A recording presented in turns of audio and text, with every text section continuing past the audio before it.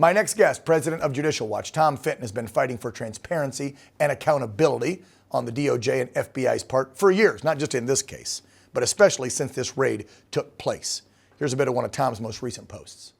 Our public interest, our right to know about this unprecedented, infamous, really dangerous raid, your right to know, outweighs any alleged interest that corrupt Justice Department and FBI have in keeping it secret so they can do their fraud criminal investigation. Tom, welcome back to the program. Good to see you.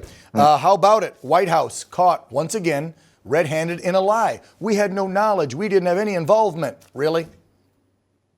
Yeah, it was direct involvement. They gave the National Archives the right to pretend to be president, practically speaking, in terms of designating material as protected by executive privilege or not. And of course, the National Archives then used that power to release material that I would argue was personally President Trump's.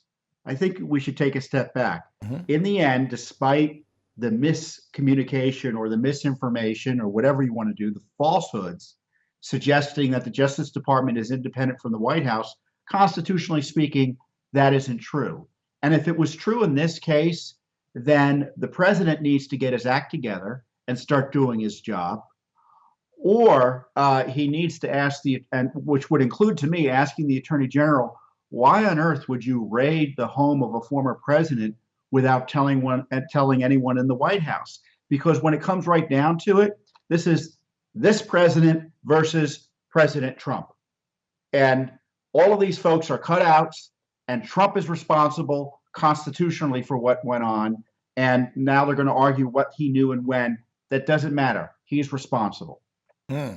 I'm concerned, too, with, one, I saw the president tweet something the day I think I said it on this program about planting evidence. I wouldn't put it past him. But two, why did they take documents that were protected under the client-attorney privilege? And these were things, I don't know everything that was in there. You may know more than we do, and you can elaborate.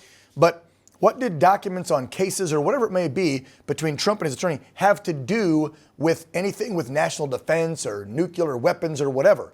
Because we were told they took those documents as well. That wasn't on the list, right? Why would they take those?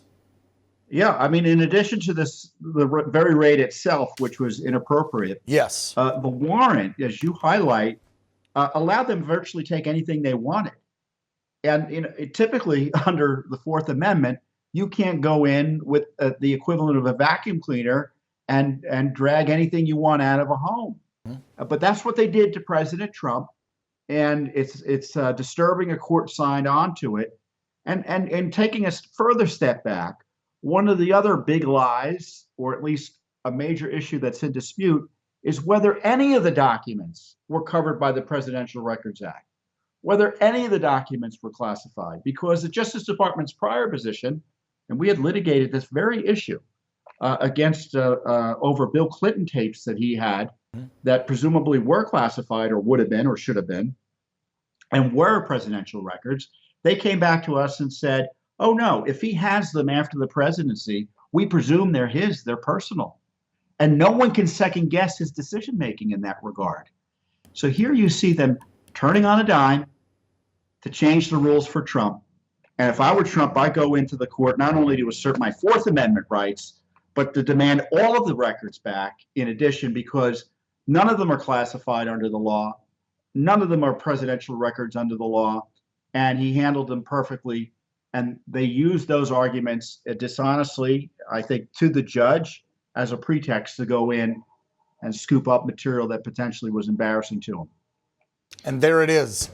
And that's what they do. I love that you said they change the rules. This is the playbook of the Democrat and the new progressive left-wing party. All they do is, we can't win at something, we can't win an argument, we can't win an election, we change the rules at halftime. And that's what they did here. Tom, I know you and others, like our friend John Solomon at Just the News, y'all are working on Freedom of Information Act requests, trying to get all the details of this ridiculous raid unsealed. Please stay in touch with us. Let us know. We're digging. We're hoping that this judge will push him, but I'm not holding my breath with this Reinhart guy that will actually get a non-redacted affidavit for all of the American public to see, which we should, but I don't think it's going to happen.